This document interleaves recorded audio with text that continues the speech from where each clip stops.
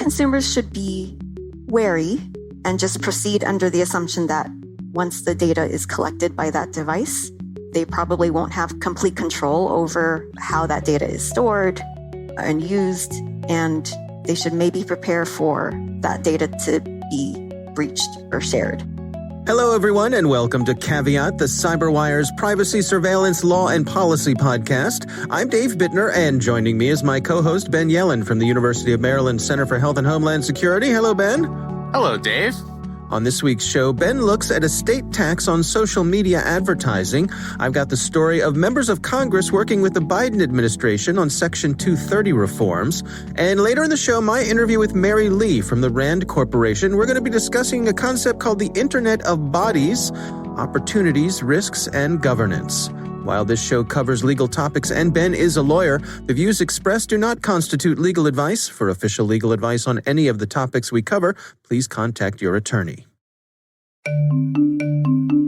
If you're a defender fighting to protect your organization from cyber attackers, you must be successful ending attacks every single time. They only need to be successful once. Cyber Reason reverses the attacker's advantage. Their future-ready attack platform gives defenders the wisdom to uncover, understand, and piece together multiple threats, and the precision focus to end cyber attacks instantly. Together, we are the defenders. Cyber Reason. End cyber attacks. From endpoints to everywhere. Learn more at cyberreason.com. All right, Ben, let's jump in with some stories here. What do you got for us this week? So I don't want to be too Maryland-centric. I know the two of us live in that state. The great state of Maryland. The great free state of Maryland. But we have a very relevant and interesting story coming out of that state this week. Yeah. So last year, the Maryland General Assembly, they voted on a bill and approved a bill to institute the country's first tax on big tech's ad revenue. So this would be taxing the ad revenue on sites like Google, Facebook, Twitter, etc.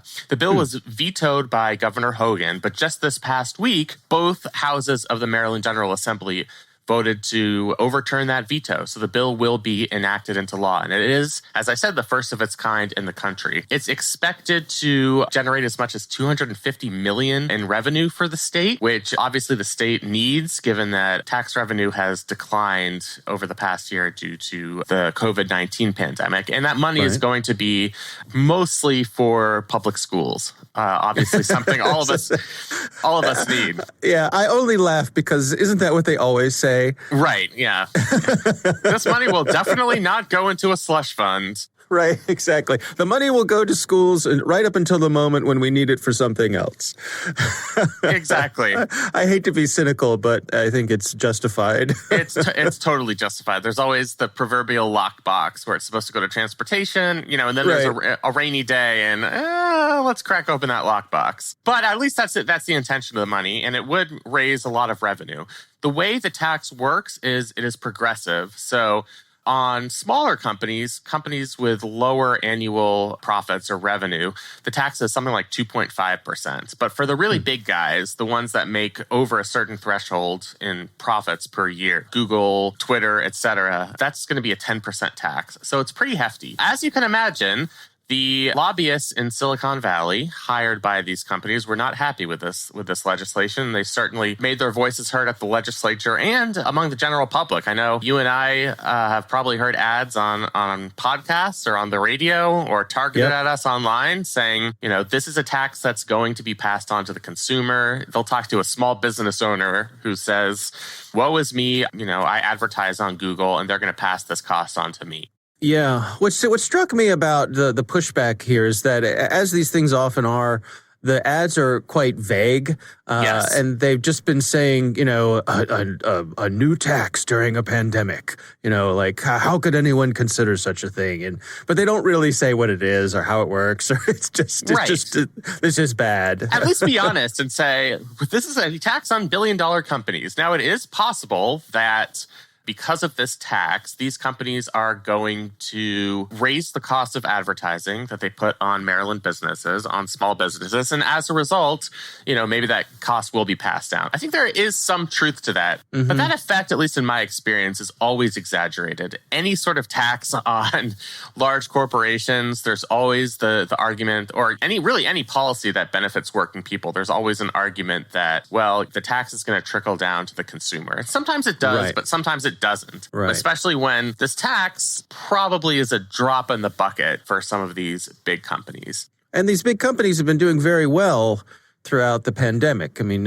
as people have been living more of their lives online, they've been raking in the profits. Absolutely. We've all spent more time on Amazon, on Google, as we've been home and as things have all shifted to being digital, as we're spending our hours on Zoom calls and not in in-person meetings. I will say this tax is going to face some significant legal issues, which I found interesting. For one, these companies aren't based in Maryland, so you have a Maryland law that's going to tax activity that originated outside of the state. They're putting up the advertisements where they're headquartered or domiciled, so California most likely. And that could run afoul of the U.S. Constitution. And I won't get into the weeds of civil procedure, but generally, a state doesn't have jurisdiction to levy taxes or fees against businesses that don't have any activity in that state. I think you can make an argument that, again, I have to say this without recalling my civil procedure class, that these companies are choosing to do business in Maryland and therefore perhaps willingly subjecting themselves to Maryland tax law. There's also a federal law that says taxes on digital goods or services have to apply to their equivalent physical products. And so since this law doesn't impose a tax on non-digital advertising, like a billboard or a TV commercial, it would run afoul of that law. That potentially could be compelling. What the state has said is it's not the activity that is subject to the tax is the contract between the business buying the advertisement and the tech company, and that the tax applies to that contract, whether that contract is in electronic or written form. It's a stretch of an argument, but that might be enough to put the law on solid ground.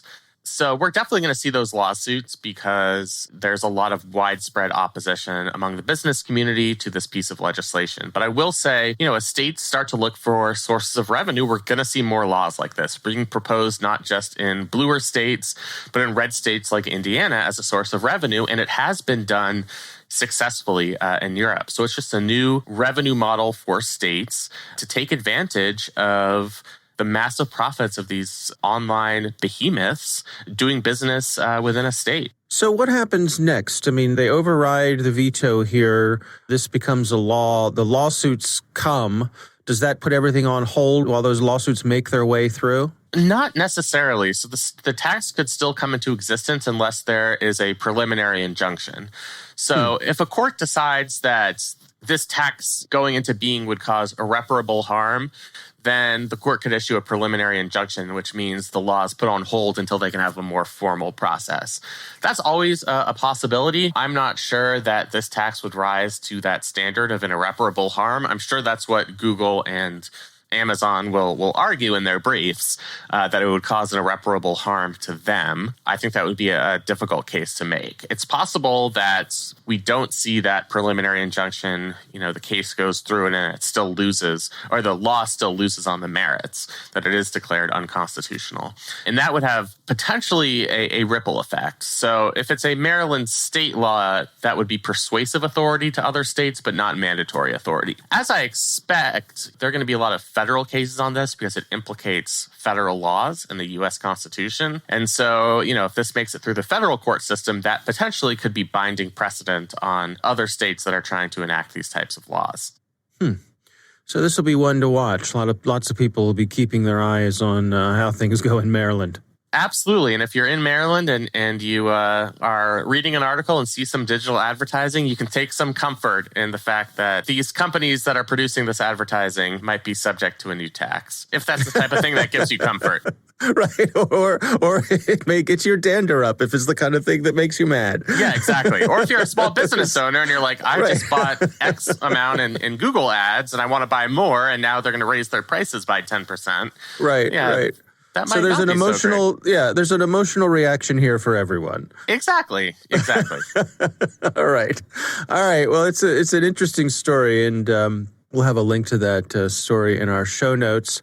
My story this week, this comes from the folks over at Reuters, written by Nandita Bose and Jarrett Renshaw. It's titled, Big Tech's Democratic Critics Discuss Ways to Strike Back with White House. So what they're getting at here is that primarily Democrats in Congress have been getting together with the White House on ways to come after big tech, including making social media companies accountable for disinformation, looking at reform or more with Section 230. Different people have different amounts of change they want to have come at here, but it's interesting to me that these conversations have started. New White House, new administration. Some of these people are going, not hesitating to push forward with their policy desires here, right, Ben? Yeah, so it's always a good time when you have a new administration, if you have a policy interest, to try and feel them out, see if your policy interests align with theirs, and see if you can get it to the top of the White House's priority list. And that seems to be what's happening here. You have a lot of Democrats who are concerned about Section 230, the Communications Decency Act. I think particularly because all of them lived through the riots on January 6th at the Capitol. And a lot of those tech companies allowed some of the conversations surrounding those riots to continue unchecked on their platforms. And this is not just the parlors of the world. Some of these activities were planned on Facebook and Twitter or Reddit, and were out in the open. And so if you're a Democratic lawmaker who was at the Capitol that day, I think this is something that's going to be very visceral. And they want some sort of mechanism to hold companies accountable if they don't police this type of content. I mean, I think there's a lot of concern about the role that social media played in allowing this attack to happen in the first place. It's interesting to me, one of the Democratic lawmakers who they mentioned in this article is a gentleman by the name of Tom Malinowski. He's a member of the House Homeland Security Committee. He has experience, I think previous to being in Congress, he was in the intelligence community or worked in foreign policy in the Obama White House. And he was the target of some really vicious online advertising that implied a connection to pedophilia and QAnon. And so it's become kind of a pet cause of his to root this out, to root out the rot on the internet. And so as part of his proposal and his idea, he wants to hold companies legally liable if they are promoting this type of false content and if they're using algorithms to highlight posts containing false information. So it's just interesting to see his name out there. Yeah. It's interesting to me, this article points out that Democratic Senator Ron Wyden, who is the co-author of Section 230. They're pushing for reform. One of his aides said that they're looking for a deliberate approach to reforming the law rather than repealing it, which I suppose is not surprising coming from one of the co-authors of it, that he wouldn't want to just throw it out the window. Yes, although you'd be surprised. The author of the Patriot Act 15 years later said this needs to be essentially thrown out the window. Oh, so sometimes opinions change over the course of 20 years, and I honestly think that's fine. Yeah. They also mention Republican lawmaker Josh Hawley, who's been pushing to repeal Section 230, so get rid of it. And they're coming. A lot of Republicans, Mr. Hawley's inclinations, have been accusing the tech companies of censoring the views of conservatives, it's interesting to me because I suspect that if you got rid of Section 230, that's going to lead to a lot more clamping down on what people say on these platforms. They get the opposite of what they're after I suspect. I have the same thought. I mean, they certainly more would be censored because these companies would be terrified about being held liable for actions that emanate from content being posted on their platform. So if you think back to the riots on January 6th, there was a lot of violence that was fomented on these platforms. If Section 230 had not been in place, I think we'd have both criminal and civil action against some of these big tech companies for not policing that content. And they might be sued out of existence because there was a lot of damage. There were a lot of damages, not only the lives that we lost, the physical damages, but certainly the emotional distress felt by lawmakers and everybody who was at the Capitol. So yeah, it always sort of confuses me that Section 230 is their target when we're talking about content that they think should not be policed as much. Right. Yeah, it is confusing to me. I mean, I do think the fact that you have opposition to 230 from both sides of the political aisle means maybe there's a sweet spot in there where you can find some compromise. And maybe, and I think we talked about this on last week's show, maybe there are some amendments you can make that limit its application. But because the reasoning behind each side's opposition to Section 230, because the reasoning is so different on the Republican side and the Democratic side, I'm not really sure there is common ground to be found here, but maybe I'll be proven wrong. No, it reminds me of, the old days with, but the not too distant past, I suppose, when people were talking about Obamacare, and you would often hear these people, throw around statements like, 70% of people don't like Obamacare, and I'm making up that number. But when you dig into it, you'd find that 30% thought it went too far and, 45% thought it didn't go far enough. So people were dissatisfied with it for completely opposite reasons. Yes. But when you combine those two together, you get this big number that sounds like it's not popular. It's a very common misperception people have about polling. I mean, I noticed this with polls of the best example to me is Mitch McConnell, because he's always the most unpopular national politician. But that's because all Democrats hate him for being, a prominent Republican. But a lot of Republicans dislike him for not being conservative enough, not being loyal enough to President Trump, for example. So I think that's kind of the same issue here. The McConnell haters are probably not going to find a lot of common ground because they hate him for different reasons. And I think that's an analogy for Section 230 here. Right. The enemy of my enemy is my friend might not apply here. Not actually true in a lot of cases. Yeah. All right. Well, this article's from Reuters. It's titled "Big Tech's Democratic Critics Discuss Ways to Strike Back with the White House." We will have a link to that in the show notes. We would love to hear from you. If you have a question for us, you can call us and leave a message. It's 410-618-3720. You can also send us email to caveat@thecyberwire.com.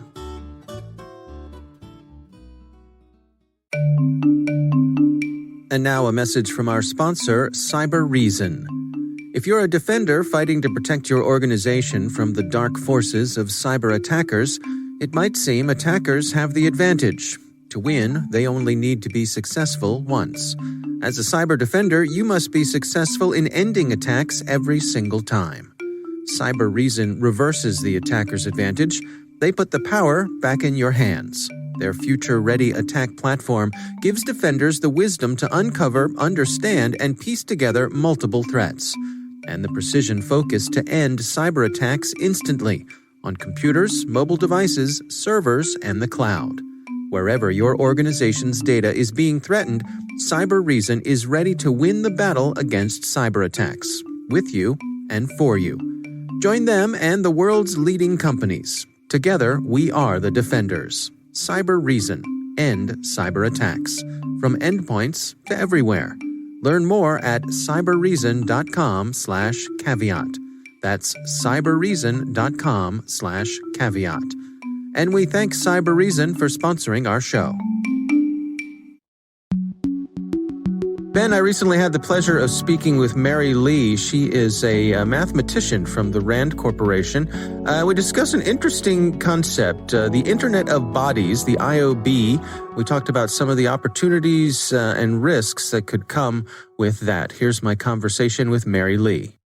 We define the Internet of Bodies as an ecosystem of a network of certain internet-connected devices, along with the data and the software that they contain. So the devices we define as containing software or computing capabilities can communicate with an internet-connected device or network and satisfies one or both of the following. They either collect person-generated health or biometric data and can alter the human body's function. So basically, it's kind of a progression of the Internet of Things which I think we're all aware of at this point by now. Everything's connecting to the internet, whether it's your car or your toaster, whatever it might be. And so now a lot of those kinds of devices are moving into or onto the body. And even if they're not always directly connected to the body, they might be evaluating or measuring something about your health or your biometric information. I see. Now, I think a lot of us are probably familiar with things like, the Apple Watch, and I have one of those, and it keeps an eye on my heart rate, and I can have it do various tests. It also keeps a track if I've fallen down, and can do alerts, those sorts of things. I mean, it seems to me like that sort of falls in the center of what we're talking about here. Yes, exactly. So things like Apple Watches, Fitbits, all of those are considered part of the Internet of Bodies. And so that's a testament to sort of how popular these sort of devices have become at this point.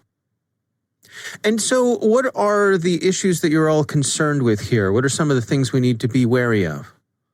In our report, we go over what the risks are. We also go over the benefits, which I don't want to gloss over either, because I think there are a lot of benefits that we can take away from these kinds of devices.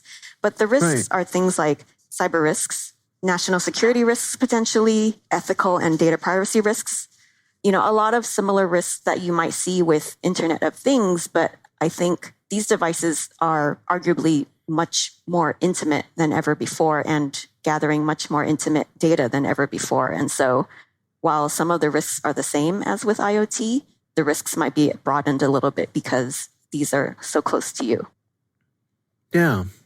Now, I think there's a lot of sort of common misunderstanding out there as to what exactly falls under HIPAA and what does not when it comes to these sorts of devices, but I think also in general. How much of what happens with these devices is under the jurisdiction of HIPAA? That's a really good question. So HIPAA only applies for what are called covered entities. So that's like doctors and insurance companies. They can't talk about a person's personal medical issues. A lot of IoB devices, because they're actually consumer devices and not medical devices and not under the umbrella of these covered entities, there's no HIPAA regulation for a lot of IoB devices. Now, are a lot of these devices similar? You said consumer devices and not medical devices, and that strikes me as being, not unlike what we experience with supplements versus prescription medicines, or even over-the-counter medications, where it seems to me like, a lot of supplement makers, if they put the words on their package that says this is not intended to treat any disease, that gets them away from a lot of restrictions that they would otherwise have. Are we in a similar situation here with IoB devices, that if the manufacturers say, this is just a consumer device, it's for your own entertainment. We're not actually trying to track a disease or something. Does that give them a lot more leeway with regulators? Yes, I think so. The difference is that with medical devices, those are regulated by the FDA. And, there's a very specific definition of what a medical device is and whether the FDA has jurisdiction over it. And so if the FDA doesn't regulate an IoB device, it's really just kind of a patchwork of other regulations that would cover the device. What is the regulatory environment right now when it comes to these sorts of devices? I mean, do we have adequate rules in place, or is this an area where the government is playing catch up with the rapid development and evolution of these sorts of things? So we think it's like a lot of other emerging technology where the tech is just advancing so much faster than the regulations can. In the US, across all 50 states, it can be very different according to what state you're in. There's no federal regulation that covers all of these devices. And is there any movement for something like that? Are we seeing any desire from the federal level for Congress are they taking a look at these sorts of things? I believe some people in Congress have introduced bills, but they haven't really gotten anywhere. Well, let's go through some of the recommendations that you all have made here. What are some of the things that you would like to see put into place? This is a really complex policy area, and the range of IoB devices and data is really vast. So there's not going to be a single policy that is going to be able to address all of the risks. But to address the risks to privacy, for example, Congress might consider establishing a federal data transparency and protection standard for the data that's collected by these devices, because as it stands, consumers have limited ability to sort of identify what is happening with this intimate data. So that would be a start. They could potentially model it after the European Union's General Data Protection Regulation or the California Consumer Privacy Act, looking at the lessons learned from both of those regulations and the consequences from those regulations, the successes and the failures, to think about the best way for IoB users to retain the rights over their personal information. Right. We've seen some stuff from Apple, for example, lately, where they've started putting some really, overt labels on software in the App Store that really lays out for you, this is what this app does, this is what it gathers, this is who it gets sent to. Is that sort of labeling a useful thing for consumers as well, to just, make sure that people know what they're getting into when they're using these devices? Yes, absolutely. I think so. And in a lot of ways, because the regulation isn't there yet, it's up to the consumer to make sure that they read and understand that information. What sort of advice do you have for folks who are out there shopping for these sorts of things, who see the broad range of benefits, but what sort of things should also be on their mind to make sure that they're going to be properly protecting themselves? I think consumers should be wary and just proceed under the assumption that once the data is collected by that device, they probably won't have complete control over how that data is stored and used, and they should maybe prepare for that data to be breached or shared. Because ultimately, the consumer needs to be aware that their data is being collected by these entities, and the developers might not have the user's best interests in mind. Yeah, so it's not the intimate relationship, for example, that you have with your doctor, where there's an assumption that information is going to be, held close. Just because it's something, medical adjacent, you shouldn't have a false sense of security, I suppose. Yes, exactly. All right, Ben, what do you think? I think it's really interesting. I've had students who've written papers about the IoB, and it's just an area that's been kind of unexplored because the technology is still relatively new. I mean, how long has Apple Watch been in existence now? Yeah, it's just a few years. Even compared to the life of an iPhone, it's just something that we're not quite used to. And we've had a few legal cases that have turned on things like Apple Watches, Fitbits, where it can be used as evidence, for example, that somebody's heartbeat had increased at a significant rate at the time of a murder, for example. And that can be valuable evidence for law enforcement. So I think it is interesting that it presents all of these promising developments. I mean, you talked in the interview about how, if you've fallen, it can be kind of your life alert, like those old commercials where it lets somebody know that you've been hurt. But, just like lots of forms of technology, while it can be our friend, it could also potentially be our enemy. Yeah. So I think we're in the very early stages of trying to figure out how to police this technology, how to take advantage of its benefits without having it invade our privacy. Yeah, absolutely. All right. Well, our thanks to Mary Lee for joining us. We do appreciate her taking the time. Our thanks to Cyber Reason for supporting this week's show. If you're a defender fighting cyber attackers, you must be successful every time. They only need to be successful once. Cyber Reason reverses the attacker's advantage. End cyber attacks from endpoints to everywhere. Learn more at cyberreason.com.